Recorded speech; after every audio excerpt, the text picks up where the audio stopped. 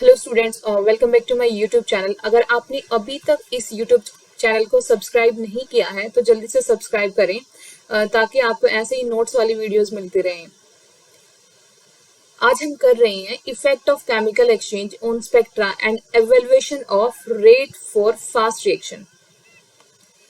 ये क्या आपका एक स्पेक्ट्रोस्कोपी का टॉपिक है जो आपकी इनऑर्गेनिक स्पेक्ट्रो के अंदर आता है। स्पेक्ट्रोस्कोपी का टॉपिक है, इनऑर्गेनिक स्पेक्ट्रो में डायरेक्ट एग्जाम के अंदर क्वेश्चन आता है। ये आपकी एमडी यूनिवर्सिटी है या फिर कुरुक्षेत्र यूनिवर्सिटी है या फिर कोई भी आपकी जो स्टेट यूनिवर्सिटी है उनके अंदर ये क्वेश्चन आपका डायरेक्ट आता है स्पेक्ट्रोस्कोपी के पेपर में। और ये क्वेश्चंस मिलना थोड़ा डिफिकल्ट होता है, मिल तो जाते हैं बट उनको समझना एक क्रिटिकल थिंग है। अब देखो क्या है केमिकल एक्सचेंज, क्या होता है। केमिकल एक्सचेंज का मतलब है कि कोई भी एक स्पीसीज है ए, ठीक है, वो फिक्स नहीं है, वो क्या कर रही है, बी में कन्वर्ट हो रही है। तो मतलब कहीं ना कहीं ए का एक्सचेंज हो रहा है बी के अंदर और बी का एक्सचेंज हो रहा है ए के अंदर। अगर आप इस ए का एनएमआर स्पेक्ट्रा लेने की कोशिश करोगे तो आप क्या ले पाओगे, नहीं ले पाओगे, क्योंकि ए तो टाइम के साथ बी में कन्वर्ट हो रहा है तो एनएमआर इसको पहचान ही नहीं पाएगा।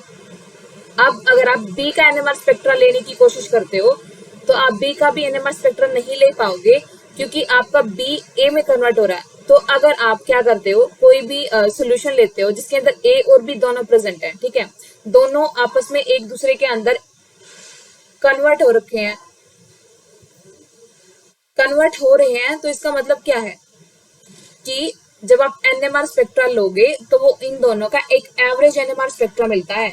ना तो आप प्योरली ए का बोलोगे उसको, ना प्योरली बी का, आपको मिलेगा एक एवरेज सिग्नल, ठीक है। अब आपने एक रिएक्शन लिखी है कि आपका ए स्पीसीज बी में कन्वर्ट हो रहा है, ये कोई भी ए मॉलिक्यूल है जो बी में कन्वर्ट हो रहा है, तो आप फॉरवर्ड रिएक्शन का रेट कांस्टेंट लिखते हो बाई के ए, ठीक है, और बैकवर्ड रिएक्शन का रेट कांस्टेंट लिया आपने के बी। तो जो ये एक्सचेंज का टाइम पीरियड है ना, जो आपकी ए स्पीसीज बी में कन्वर्ट हो रही है, इसका एक्सचेंज का टाइम पीरियड आप लेते हो टो से। टो क्या होता है, आपका टाइम स्केल होता है ना एक तरीके से। आप क्या लिखोगे, टो ऑफ एक्सचेंज। देखो ये है आपका ये क्या आपका, ये जो है ये आपका इस एक्सचेंज का टाइम पीरियड है। आप इस एक्सचेंज के टाइम पीरियड को कैसे रिप्रेजेंट करते हो, 1 अपॉन टो एक्सचेंज। अभी आपका एक्सचेंज का टाइम पीरियड किसके इक्वल होता है, ये इसकी इनवर्स प्रोपोर्शनल होता है के एक्सचेंज के।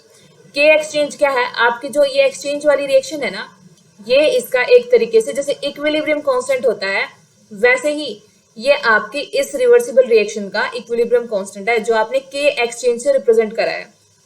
कोई भी रिवर्सिबल रिएक्शन का जब आप इक्विलिब्रियम कांस्टेंट लेते हो तो आप क्या लिखते हो उसको, के ऑफ फॉरवर्ड डिवाइड बाय के ऑफ बैकवर्ड। तो यहाँ पे देखो ये आपका रेट कांस्टेंट है फॉरवर्ड रिएक्शन का और ये आपका रेट कांस्टेंट है किसका, बैकवर्ड रिएक्शन का। तो हमें क्या पता चला यहाँ से कि जो ए स्पीसीज बी में कन्वर्ट हो रही है वो कितना टाइम ले रही है, वो हम डायरेक्टली ये फॉरवर्ड और बैकवर्ड रिएक्शन के रेट कांस्टेंट से निकाल सकते हैं। अब हम क्या कर रहे हैं, हम एक जर्नल एग्जांपल लेते हैं। जैसे हमने क्या करा, हमने लिया NMR spectra of acetic acid. Acetic acid का फॉर्मूला पता होगा आपको, क्या होता है, CH3 COOH होता है, ठीक है। अब आप क्या करते हो, जैसे ही आप एनएमआर स्पेक्ट्रा लेते हो एसिटिक एसिड का,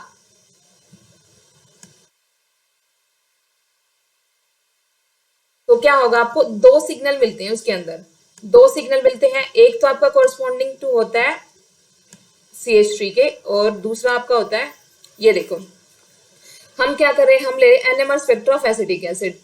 जब आप एसिटिक एसिड का एनएमआर स्पेक्ट्रा लेते हो ना तो आपको देखो दो सिग्नल मिले हैं। एक तो आपके CH3 के अंदर ये वाला प्रोटॉन है इसके कोरस्पॉन्डिंग और एक आपका ये जो ऑक्सीजन के साथ अटैच है इसके कोरस्पॉन्डिंग। तो आपको दो सिग्नल मिल रहे हैं ना, एक तो आपको OH के कोरस्पॉन्डिंग मिल रहा है और एक आपको CH3 के कोरस्पॉन्डिंग। ये क्या है, आपका प्रोटॉन एनएमआर स्पेक्ट्रा है जो आपको एक तो CH3 का दे रहा है और एक OH का दे रहा है। एक एक चीज देखो कि यहाँ पे जो OH की इंटेंसिटी है ये हमने कम ली है, लेकिन जो आपकी CH3 की इंटेंसिटी ये अपने हाई ली है। अब देखो क्यों हाई ली है, क्योंकि आपके जो CH3 के प्रोटॉन है वो कितने हैं, वो 3 प्रोटॉन्स हैं और OH का जो प्रोटॉन सिर्फ क्या है, आपका एक ही प्रोटॉन है, ठीक है। अब क्या है, अब आप लेते हो एनएमआर स्पेक्ट्रा किसका, वाटर का। जैसे आप वाटर का एनएमआर स्पेक्ट्रा लोगे तो आपको क्या मिलता है, एक एवरेज सिग्नल मिलेगा। देखो जैसे ही आप क्या करते हो, वाटर का एनएमआर स्पेक्ट्रा लेते हो, तो OH के कॉरस्पॉन्डिंग आपको सिर्फ एक ही सिग्नल मिलता है। देखो, एक सिग्नल मिल गया। अब क्योंकि इसके अंदर आपके सिर्फ एक ही तरीके के प्रोटॉन है, अब हम क्या करते हैं, हम क्या करेंगे, एसिटिक एसिड और वाटर का मिक्सचर लेंगे। एसिटिक एसिड एंड वाटर का मिक्सचर मतलब हमने क्या करा, हमने जो दो अलग अलग सॉल्यूशन ले रखे थे, हमने क्या करा, अब उनको उठा के मिक्स कर दिया। जैसे हम मिक्स करते हैं तो एनएमआर स्पेक्ट्रा पे क्या इफेक्ट पड़ता है वो देखो। क्या करते हो आप, आपने क्या करा, सिंपली उठा के दोनों सॉल्यूशन को मिक्स किया है।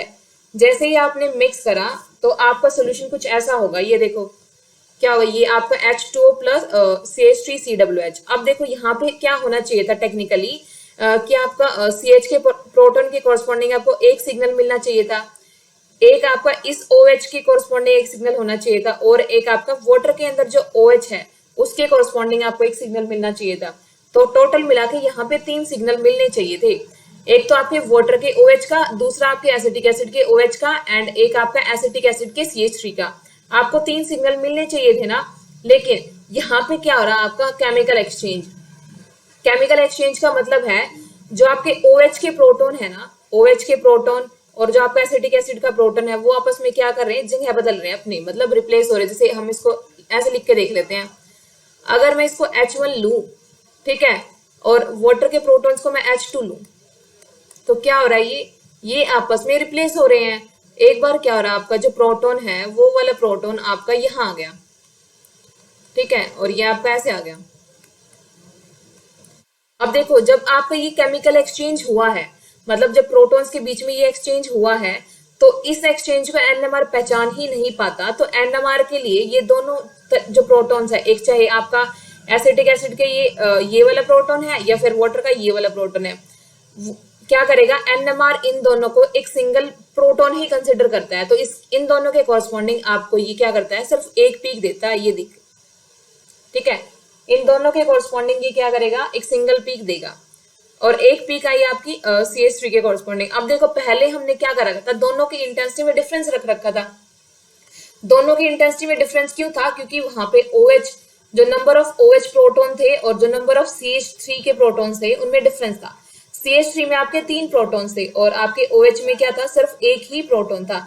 लेकिन जब आप मिक्सचर लिया तो मिक्सचर में क्या हुआ, इन दोनों की इंटेंसिटी इक्वल होगी, क्योंकि आपके पास क्या हो रखा है, जो OH के देखो 2 प्रोटॉन तो यहाँ है और एक प्रोटॉन आपका यहाँ है एसिटिक एसिड के अंदर, तो ये तीनों प्रोटॉन क्या हो रखे हैं, अब एक जैसे हो रखे हैं। तो मतलब, और ऐसे ही आपके जो CH3 के प्रोटॉन्स हैं, ये भी 3 प्रोटॉन है, और ये भी क्या सेम तरीके के भी 3 प्रोटॉन्स है। अब देखो, दोनों की इंटेंसिटी क्या हो चुकी है, इक्वल हो चुकी है, क्योंकि आपके नंबर ऑफ प्रोटॉन क्या है, सेम है। अब फर्दर क्या है, अब देखो, ये पहले क्या था, पहले आपके जो एसिटिक एसिड में OH था ना, उसकी पीक कुछ ऐसे थी। अगर मैं लास्ट वाले पेज पे जाने की कोशिश करूं, या फिर यहीं पे हम ड्रॉ करते हैं, क्योंकि थोड़ा डिफिकल्ट होगा आपको लास्ट पेज से इस चीज को समझाना, तो हम यहीं ट्राई करते हैं एक बार। देखो, ये आपका, अगर हम बात करें, ये आपका है एसिटिक एसिड, यहाँ OH की पीक थी और यहाँ थी आपकी CH3 की पीक। ऐसे ही अगर हम वाटर के लिए ले, वाटर की जो पीक थी ना, वाटर की पीक कुछ यहाँ थी, यहाँ थी वाटर के अंदर। लेकिन जो आपकी मिक्सचर के अंदर जो पीक आई है ना, वो क्या आई, एक तरीके से इन दोनों के मिड में आई, मतलब एवरेज में। मतलब ना तो इसका सिग्नल ना इसका सिग्नल मिला, आपको एक एवरेज सिग्नल। और ये जो पीक की पोजीशन है, ये आपकी जो केमिकल शिफ्ट की वैल्यू है, ये आप निकालते हो एक फॉर्मूले से। अब फॉर्मूला कौन सा वो देखते हैं।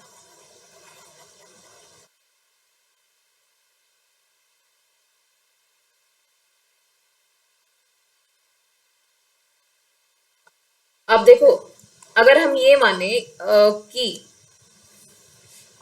कि आपका जो एसिटिक एसिड के अंदर, जो आपका ये एसिटिक एसिड था, इसके अंदर जो आपका ये OH का प्रोटॉन है, ये रेजोनेट करता है आपकी केमिकल शिफ्ट पे A पे, ठीक है। और अगर वाटर के अंदर आपका OH प्रोटॉन माने, ये रेजोनेट करता है आपका डेल्टा B पे, ठीक है। ये आपकी केमिकल शिफ्ट A है और ये आपकी वाटर के लिए केमिकल शिफ्ट आपने B ले ली। हम ये मानते हैं, अब मिक्सचर के अंदर आपने Na मोल ले रखे हैं किसके, एसिटिक एसिड के, Nb मोल ले रखे हैं किसके, वाटर के।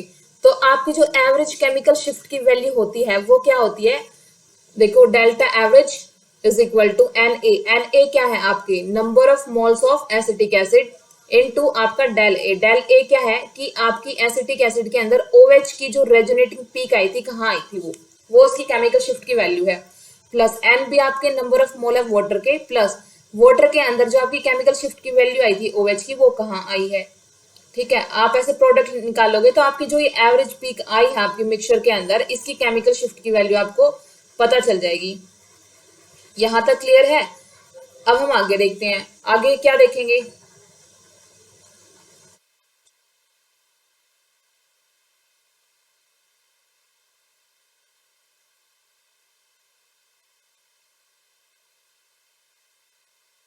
अब ये ऐसा एवरेज सिग्नल क्यों आया, क्योंकि मिक्सचर के अंदर आपका जो OH प्रोटोन है, मिक्सचर के अंदर जो आपका OH प्रोटोन है या फिर आपका एसिटिक एसिड का प्रोटोन है, वे क्या करें आपस में अपनी जगह बदल रहे हैं, मतलब रिप्लेसमेंट हो रही है, जैसे हमने ऊपर देख लिया था। अब हम चलते हैं नेक्स्ट पेज पे, नेक्स्ट पेज पे देखो।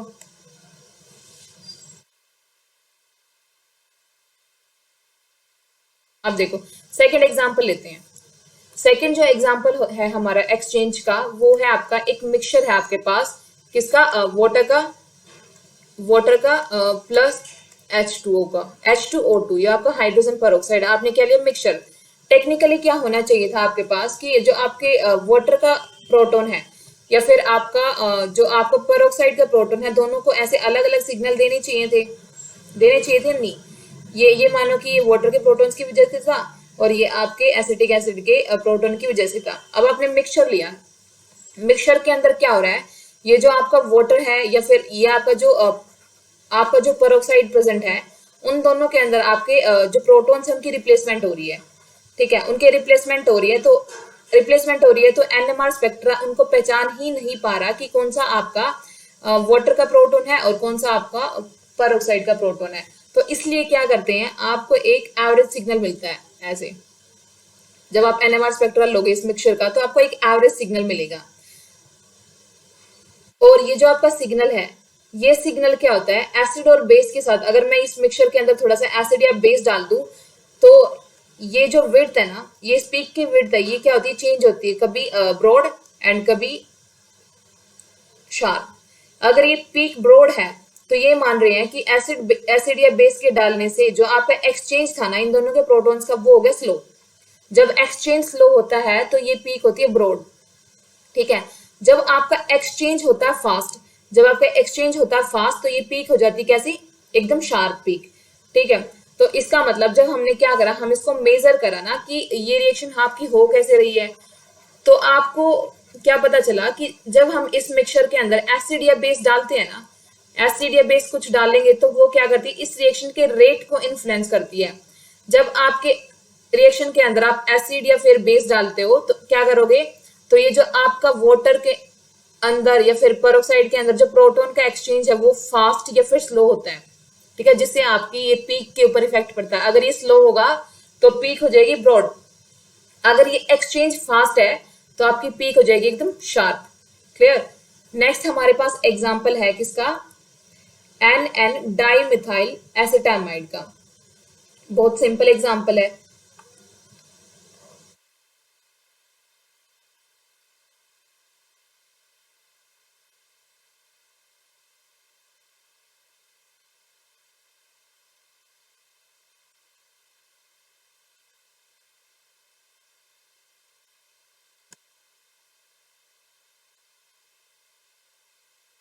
अब देखो नेक्स्ट हमारे पास जो एग्जांपल है वो है आपका NN डाइमिथाइल एसिटामाइड। सबसे पहले देखो NN डाइमिथाइल एसिटामाइड का फॉर्मूला पता है क्या होता है, एसिटामाइड का फॉर्मूला होता है ये CH3, ये आपका देखो एसिटाइल ग्रुप होता है, इसके ऊपर आप NH2 लगा दोगे तो ये होगा आपका एसिटामाइड। तो इसने बोला NN डाइमिथाइल, मतलब इस नाइट्रोजन पे प्रोटॉन हटा के 2 मिथाइल ग्रुप लगा रखे हैं, तो आपका जो कॉम्प्लेक्स हो गया वो हो गया आपका NN डाइमिथाइल एसिटामाइड। ये आपका ऐसा कॉम्प्लेक्स है। अगर हम इस कॉम्प्लेक्स का NMR स्पेक्ट्रा लेते हैं at low temperature. Low temperature पे अगर हम NMR स्पेक्ट्रा लेते हैं तो हमें मिलते हैं 3 सिग्नल। अब वो देखते हो 3 सिग्नल मिलते किस वजह से हैं। अब 3 सिग्नल का कारण देखो क्या है आपका। अब देखो ये आपके देखो एक ये प्रोटॉन है, दूसरा प्रोटॉन ये है और तीसरा प्रोटॉन ये। आपके पास 3 तरीके के प्रोटॉन है, लेकिन आपको दिख रहा होगा ना, आपको ये लग रहा होगा कि ये तो दोनों प्रोटॉन्स आपके नाइट्रोजन के ऊपर है, नाइट्रोजन के ऊपर है तो एक जैसे होने चाहिए। बिल्कुल भी नहीं, ये एक जैसे नहीं है, क्योंकि नाइट्रोजन के पास आपके लोन पेयर ऑफ इलेक्ट्रॉन्स है। नाइट्रोजन के पास लोन पेयर ऑफ इलेक्ट्रॉन्स है तो ये नाइट्रोजन अपने लोन पेयर ऑफ इलेक्ट्रॉन्स को यहाँ पे कॉन्जुगेशन में दे सकता है। जैसे ही कॉन्जुगेशन में देगा, कार्बन नाइट्रोजन आएगा आपका double bond. Carbon nitrogen double bond मतलब इस कार्बन नाइट्रोजन का जो एनर्जी बैरियर है रोटेशन का, वो हो गया काफी हाई। मतलब एनर्जी बैरियर इस रोटेशन का काफी हाई। अब देखो आप ये देख रहे हो, यहाँ जो ये वाला CH3 है इसके नेबर में तो आपका ये ऑक्सीजन है, लेकिन जो ये वाला CH3 है इसके नेबर में तो कुछ भी नहीं है। तो क्या ये दोनों सेम है? नहीं, ये बिल्कुल भी सेम नहीं है। ये दोनों जो आपके प्रोटॉन्स है अब ये डिफरेंट काम करेंगे। ये वाला CH3 आपका डिफरेंट और ये वाला CH3 आपका डिफरेंट। और ये आपका एक CH3 है, ये भी क्या है, ये तो अपने वैसे ही अलग से सिग्नल दे रहा है। आपके जो सिग्नल के अंदर जो डिफरेंस आ रहा है वो आ रहा है इन दोनों के अंदर।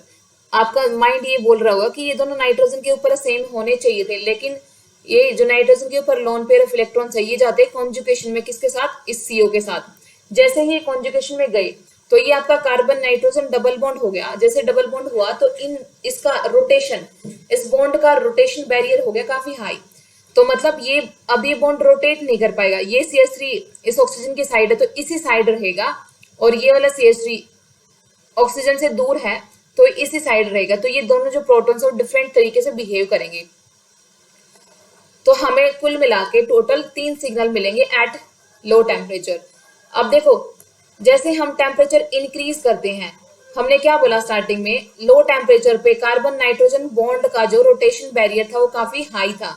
अगर हम टेम्परेचर इंक्रीज करते हैं तो ये जो कार्बन नाइट्रोजन का रोटेशन है ना इस बॉन्ड का, वो जो थर्मल एनर्जी होगी वो इस रोटेशन को ओवरकम कर लेगी। जो आपकी हाई टेम्परेचर पे जो थर्मल एनर्जी होती है वो इस कार्बन नाइट्रोजन के रोटेशन बैरियर को ओवरकम कर लेगी। तो जैसे ही वो ओवरकम करती है तो इस कार्बन नाइट्रोजन का डबल बॉन्ड ऐसे सिंगल में कन्वर्ट होगा एक तरीके से। तो क्या होगा, इस कार्बन नाइट्रोजन के बॉन्ड के अंदर होगा रोटेशन। जैसे ही कार्बन नाइट्रोजन बॉन्ड के अंदर रोटेशन होगा हाई टेम्परेचर पे, ये जो CH3 है अब ये इस साइड वाला नहीं रहेगा, कभी ये इस साइड होगा, कभी ऑक्सीजन से दूर होगा और कभी ऑक्सीजन के पास होगा। तो मतलब ये जो CH3 है ये आपके हाई टेम्परेचर पे अपनी पोजीशन चेंज करते हैं। तो ये ऐसे जैसे फ्लिक करती है, मतलब ये वाले CH3 आएंगे आपके नीचे और नीचे वाले जाएंगे ऊपर। तो मतलब अब आप इनको डिफरेंट नहीं बोल सकते। हाई टेम्परेचर पे आप इनको बोलोगे सेम, कि आपके जो दोनों प्रोटॉन्स है वो क्या कर रहे हैं, वो सेम तरीके से बिहेव कर रहे हैं। तो अब इन दोनों का सिग्नल मिलेगा आपको एक एवरेज सिग्नल। मतलब ये जो सिग्नल है ना पहले अलग अलग थे, अब ये दोनों मिलके एक बीच में एक एवरेज सिग्नल मिलेगा, सिंगल सिग्नल।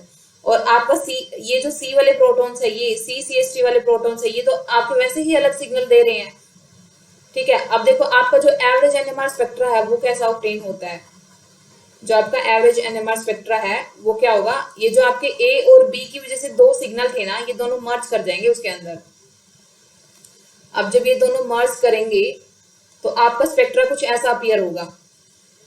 आपका स्पेक्ट्रा के अंदर क्या होगा, ये जो आपकी A और B के लिए जो पीक थी ना, मतलब जो आपके CH3A था, ठीक है, ये फिर CH3B था, इसके प्रोटॉन्स की पीक अब एक सिंगल पीक देंगे ऐसे, और वो भी उनकी एवरेज पोजीशन पे। एवरेज पोजीशन निकालना हमने लास्ट वाले एग्जांपल में सीखा था कि इस पीक की एवरेज पोजीशन हम कैसे निकाल लेंगे। ठीक है, फर्दर नेक्स्ट हम क्या करते हैं, नेक्स्ट हम एक हाइपोथेटिकल कंसेप्ट ले रहे हैं। अब हम क्या करते हैं, जैसे हमने क्या देखना था, रेट देखना है ना फास्ट एक्सचेंज रिएक्शन का। अब हाइपोथेटिकल कंसेप्ट के लिए आप क्या करते हो, आप लोगे दो वैल्यू, दो मॉलिक्यूल, एक तो आपका AH लोगे और एक लोगे BH। ठीक है, अब हमें क्या करना है, इन दोनों मॉलिक्यूल्स के अंदर इन प्रोटॉन का एक्सचेंज कंसिडर करना है कि ये आपका ये जो A के साथ H है ये यहाँ से टूटेगा और B के पास आ जाएगा, B का प्रोटॉन यहाँ से टूटेगा और A के पास चला जाएगा।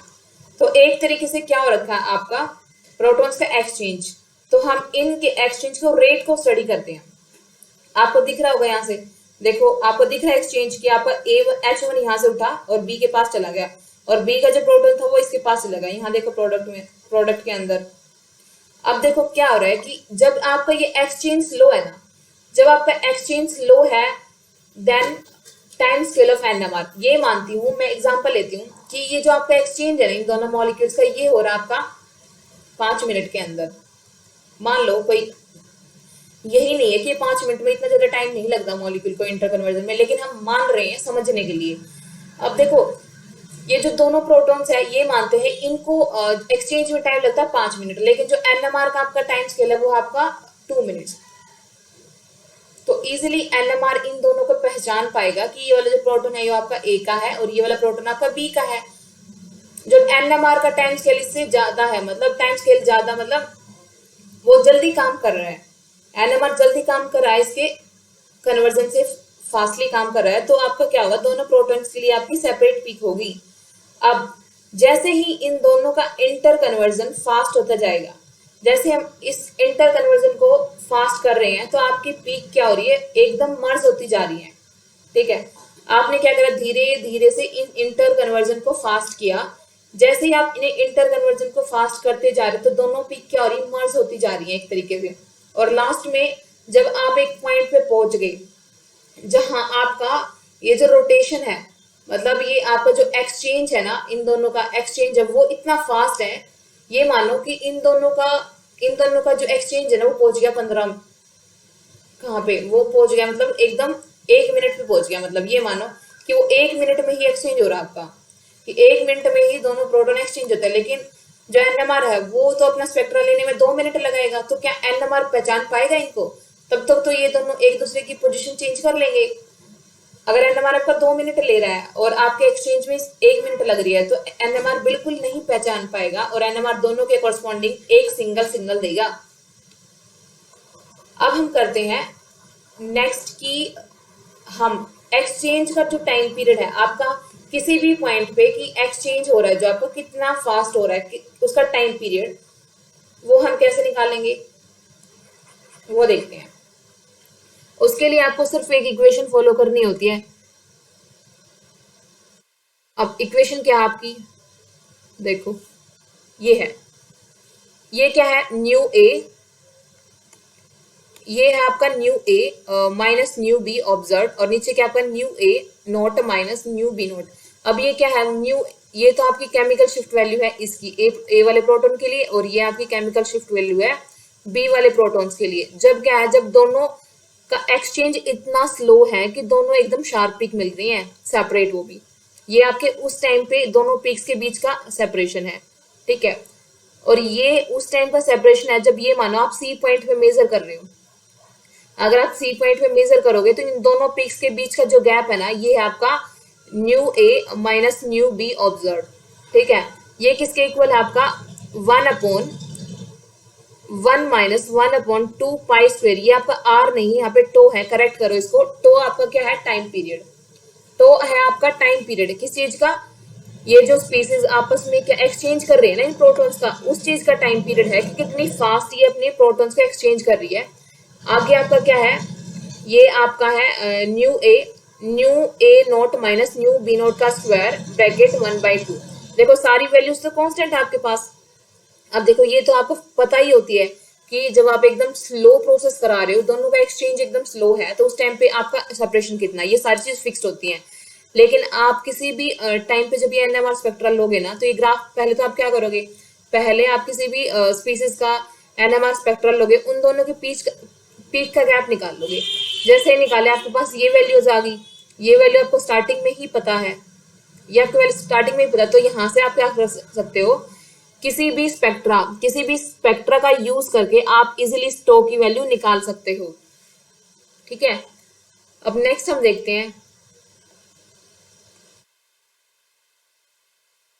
नेक्स्ट अगर क्या है, अगर ये दोनों पीक मर्ज होके एक शार्प पीक में कन्वर्ट होती है जिस पॉइंट पे, देखो लास्ट वाला पॉइंट हमने देखा होगा, जो ई ग्राफ दिख रहा है ना आपको, जो ई ग्राफ दिख रहा है, उस टाइम पे क्या हो रहा है, आपका एक्सचेंज इतना फास्ट है कि एनएमआर को पता ही नहीं चल रहा, इतना स्मूथ एक्सचेंज है कि एनएमआर को कुछ पता ही नहीं चला। एनएमआर के लिए तो दोनों प्रोटॉन्स क्या है, इक्वल है। ठीक है, अब इसके लिए आप टाइम पीरियड कैसे निकालते हो? इसके लिए आपका टाइम पीरियड निकालने का एक सिंपल फॉर्मूला है, बिल्कुल बिल्कुल सिंपल फॉर्मूला है कि आपका जो ये एक्सचेंज है ये कितना फास्ट हो रहा है, ये आप इजीली डिटरमाइन कर लोगे। अब यहां देखो, ये क्या है आपका, ये है आपका, ये देखो, ये है आपका वो वाला टाइम पीरियड जब आपकी पीक एकदम शार्प सिंगल पीक में कन्वर्ट होगी। तो ये देखो, इसको टो डैश से रिप्रेजेंट करा है, ये किसके इक्वल होता है, √2 divide by 2 pi nu A naught minus nu B naught. ये आपका वो वाला डिफरेंस है जब दोनों पीक क्या थी, एकदम एकदम सेपरेट थी। मतलब ये आपका न्यू ए था, ये आपका न्यू बी था। इनिशियली जब आपने दोनों का एक्सचेंज, दोनों स्पीसीज का एक्सचेंज एकदम स्लो कंसिडर करा था, जिसको एनएमआर इजीली डिटेक्ट कर पाया था, तो एनएमआर ने क्या करा था, दोनों के लिए अलग से सिग्नल दिए थे। ये वो वाला डिफरेंस है, ठीक है। तो यहाँ वो वाला टाइम पीरियड निकाल पाओगे जिस टाइम पे आपका ये पीक एक सिंगल में कन्वर्ट हो गई। अगर आप यहां से टाइम पीरियड निकाल पाए ना, तो आप रेट ऑफ एक्सचेंज इजीली निकाल लोगे। अगर आपको पता है ये दोनों स्पीसीज इतना टाइम ले रहे हैं एक्सचेंज में, तो इसका मतलब आपको रेट पता चल जाएगा वहां से। अगर आपका टाइम कम है, अगर आपका टाइम पीरियड कम आ रहा है, इसका मतलब आपका रेट एक्सचेंज का बहुत ज्यादा है। मतलब अगर ये मानो कि आपका यहाँ से टाइम पीरियड एकदम कम है एक्सचेंज का, मतलब रेट फास्ट है। अगर टाइम पीरियड ज्यादा है तो मतलब एक्सचेंज का रेट आपका काफी कम है, ठीक है। अब नेक्स्ट एग्जांपल लेते हैं हमारा SF4। SF4 की स्ट्रक्चर आपको पता ही होगी, जैसे हम वेस्पर थ्योरी से निकालते हैं SF4 की स्ट्रक्चर। अब SF4 की जो स्ट्रक्चर आप कैसे निकालते हो, वेस्पर थ्योरी से निकालते हो। अब देखो, सबसे पहले देखो SF4 को ऐसे लिखो, SF4 को लिख लिया। वेस्पर थ्योरी क्या बोलती है, 1/2 सेंट्रल एटम, ये हमारा सेंट्रल एटम, इसके valence electrons plus number of monovalent atom, कि आपके इस सेंट्रल एटम से कितने मोनोवेलेंट एटम अटैच है वो, minus charge on cation, minus charge on cation plus charge on anion, आप ऐसे निकाल लोगे, ठीक है। तो आप देखो SF4 की ज्योमेट्री आप कैसे निकालते हो। SF4 की जब आप ज्योमेट्री निकालते हो आप कैसे करोगे, 1/2। अब देखो सल्फर के वैलेंस इलेक्ट्रॉन आपके 6, अब सल्फर के साथ कितने मोनोवेलेंट एटम अटैच है आपके 4, ठीक है। माइनस कैटायन का कोई चार्ज नहीं है, एनायन का चार्ज नहीं है, तो आप 0 0 लोगे, तो आपका टोटल जो वैल्यू आई 5। जब आपके पास स्टीरिक नंबर 5 होता है तो आपकी ज्योमेट्री कैसी होती है, आपकी ज्योमेट्री होती है TBP, जैसे कोऑर्डिनेशन नंबर 5 के कोरस्पॉन्डिंग होती है ना जो TBP, आपकी ज्योमेट्री वैसी ही होगी। अब देखो ज्योमेट्री TBP ज्योमेट्री है तो उसमें क्या होता है, आपकी 3 इक्वेटोरियल पोजीशंस होती हैं और 2 आपकी एक्सियल पोजीशंस होती हैं। बेंट रूल क्या बोलता है कि आप इलेक्ट्रोनेगेटिव एटम्स को हमेशा एक्सियल पे पुट करते हो और लेस इलेक्ट्रोनेगेटिव को आप इक्वेटोरियल पे पुट करते हो। अब देखो ज्योमेट्री ट्राई करते हैं, आपके बीच में सल्फर, आपके पास ये वाली पोजीशन है जितनी भी है। अब बेंट रूल बोलेगा कि इलेक्ट्रोनेगेटिव एटम को आप एक्सियल पे रखो, तो हमारे पास 2 ही एक्सियल है, तो 2 फ्लोरीन को तो रख देंगे, बचे आपके 2 फ्लोरीन। 2 फ्लोरीन को आपको ना चाहते हुए भी आपको क्या करना पड़ेगा, उसको इक्वेटोरियल पे प्लेस करना पड़ेगा, जैसे ये कर दिया आपने। तो एक आपके पास बचा लोन पेयर। लोन पेयर देखो, यहां से आपका स्टीरिक नंबर आ रहा है 5, लेकिन कोऑर्डिनेशन आपको स्टीरिक नंबर 5 आ रहा है, लेकिन आपको कोऑर्डिनेशन नंबर कितना दिख रहा था SF4 में, 4। तो इसका मतलब आपका एक लोन पेयर है जो यहाँ पे है, ठीक है, ये आपका लोन पेयर है। अब आपको पता चल गया। अब आपके पास 2 एक्सियल फ्लोरीन है और 2 आपके पास इक्वेटोरियल फ्लोरीन है। अगर आप लो टेम्परेचर पे इसका एनएमआर स्पेक्ट्रा लेते हो, अगर आप लो टेम्परेचर कितना लो टेम्परेचर लोगे, जैसे आपने -60 डिग्री सेल्सियस ले लिया, इतना लो टेम्परेचर ले लिया, जब आप इसका एनएमआर स्पेक्ट्रा लोगे तो देखो आपके एक्सियल फ्लोरीन क्या है, 2। जब आप एक्सियल फ्लोरीन की बात करोगे तो ये 2 एक्सियल फ्लोरीन एक जैसे हैं, तो इन दोनों का एक ही सिग्नल होगा। ये एक सिग्नल इन 2 इक्वेटोरियल की वजह से 3 में टूटेगा। अब कैसे टूटेगा, उसके लिए आप लगाते हो 2Ni+1, ठीक है। हमने क्या करना है, एक्सियल फ्लोरीन का सिग्नल देखना है हमें इन इक्वेटोरियल की वजह से कितने में टूटेगा। देखो आपके इक्वेटोरियल पे कितने फ्लोरीन है, 2 है ना, तो 2 पुट कर दो। फ्लोरीन की आई वैल्यू होती है आपकी 1/2 +1। अब देखो वैल्यू कितनी आई, 3। मतलब अगर आप एक्सियल फ्लोरीन का सिग्नल देखोगे ना तो वो आपको मिलेगा ट्रिपलेट में। ट्रिपलेट में किस वजह से टूटा, वो ये जो आपके इक्वेटोरियल फ्लोरीन है ना, इनकी वजह से स्प्लिटिंग हुई है, इसलिए आपका ऐसे ही ट्रिपलेट में टूट गया। ऐसे ही अगर आप देखोगे ये आपके इक्वेटोरियल फ्लोरीन है, इन दोनों के स्प्लिटिंग इन दोनों एक्सेल की वजह से देखोगे तो आपकी सेम स्प्लिटिंग होगी, तो फिर से ट्रिपलेट में टूटेगा। लेकिन जैसे आप टेम्परेचर इंक्रीज करते हो, जैसे ही आप टेम्परेचर इंक्रीज करते हो तो आप क्या होगा, उसके लिए क्या होता है कि ये जो आपके एक्सियल और इक्वेटोरियल है ना, जो आपके एक्सियल और इक्वेटोरियल फ्लोरीन है, ये आपस में एक दूसरी पोजीशन को रिप्लेस करते हैं। मतलब ये आ गया यहाँ पे, ये यहाँ चला गया, या फिर ये यहाँ और ये यहाँ, तो मतलब एक्सियल और इक्वेटोरियल ने क्या करा, अपनी पोजीशन चेंज कर ली। तो एनएमआर इसको पहचान नहीं पाया, तो एनएमआर को लगेंगे सारे एक जैसे ही हैं, एनएमआर को लगेंगे सारे एक जैसे ही, तो फ्लोरीन के जो कोरस्पॉन्डिंग स्पेक्ट्रा होगा ये क्या करेगा, एक ही सिग्नल देगा। नेक्स्ट अब देखो, नेक्स्ट है आपके पास, अब इसी के अंदर आपकी एक चीज आती है, अगर मैं टेम्परेचर को कम कर दूं, मतलब अगर मैं टेम्परेचर को एकदम कम रखूं, टेम्परेचर को ये मान लो ये -60 है आपका, अगर मैं टेम्परेचर को कर दूं एकदम माइनस कितना करूं, -98, देखो ये रहा, अब मैं करती हूँ -98, ठीक है। अगर मैं करूंगी इसको -98 और मैं क्या करती हूँ, सॉल्यूशन के अंदर जो आपकी SF4 है उसकी कंसंट्रेशन को मैंने क्या कर दिया, इंक्रीज, तो आपकी हाई कंसंट्रेशन है और टेम्परेचर भी एकदम कम है, तो आपके जो ये SF4 हैं ये क्या करते हैं, इस तरीके से डाइमर का फॉर्मेशन कर लेते हैं। देखो डाइमर बना लिया ना डाइमर। अब इस डाइमर फॉर्मेशन की वजह से जो आपका पहले ऐसी ट्रिपलेट थी ना, ये आपकी ट्रिपलेट थी, अब ये ट्रिपलेट के अंदर ये जो फर्दर पीक्स हैं ये ऐसे डबलेट्स में ब्रेक होंगी, ये जो ट्रिपलेट्स की पीक थी फर्दर ऐसे डबलेट में ब्रेक होंगी इस डाइमर फॉर्मेशन की वजह से, क्योंकि आपके पास क्या हो गया, आपके पास क्या हो रखा है, ये जो एक्स्ट्रा, अब ये वाला देखो ये अलग आ गया। अगर मैं एक्सेल वाले की बात देखूं, देखो एक्सेल वाले को उठाओ, एक्सेल वाले का सिग्नल इन ब्रीजिंग फ्लोरीन की वजह से टूटेगा किसमें, ट्रिपलेट में। अब ये ट्रिपलेट वाला सिग्नल, ये साइड में फ्लोरीन पड़ा है ना सिंगल वाला, इसकी वजह से टूटेगा डबलेट में, इसलिए आपकी पीक पहले तो ट्रिपलेट में टूटी इनकी वजह से। अब ये जो नेबरिंग में एक फ्लोरीन पड़ा है इसकी वजह से ये पीक टूटी डबलेट में। अब कैसे ही होता है ना, n+1, अगर i की वैल्यू आपकी 1/2 है तो आप फॉलो करोगे n+1, अगर आपकी वैल्यू कुछ और है तो आप लिखोगे 2ni+1, उसके हिसाब से स्प्लिटिंग देखोगे, ठीक है। अब क्या करते हो फर्दर, आपने एक एग्जांपल और लिया है, आपने क्या करा, CO2 को डिसोल्व कर दिया वाटर के अंदर। जैसे ही आप CO2 के डिसोल्व करते हो वाटर के अंदर और वहां आप क्या करते हो, कार्बन 13 NMR स्पेक्ट्रा मेजर करने की कोशिश करते हो, तो वहां पे जो आपको सिग्नल मिलेगा ना, अब देखो वहां पे जो आपको सिग्नल मिल रहा है वो कैसे मिलता है, आपने क्या करा, CO2 को वाटर के अंदर डिसोल्व कर दिया। CO2 को जैसे ही आप वाटर के अंदर डिसोल्व करते हो तो आपकी एक रिएक्शन होती है, कैसे, ये देखो आपका एक कार्बोनिक एसिड का फॉर्मेशन होता है। अब जब आप CO2 के अंदर इसको CO2 को वाटर के अंदर डिसोल्व कर रहे हो तो वाटर के अंदर आपकी तीन चीजें हैं, एक तो आपकी डिसोल्व्ड CO2, एक आपकी अनडिसोल्व्ड CO2, एक आपकी क्या है H2CO3 और एक है आपका HCO3 नेगेटिव।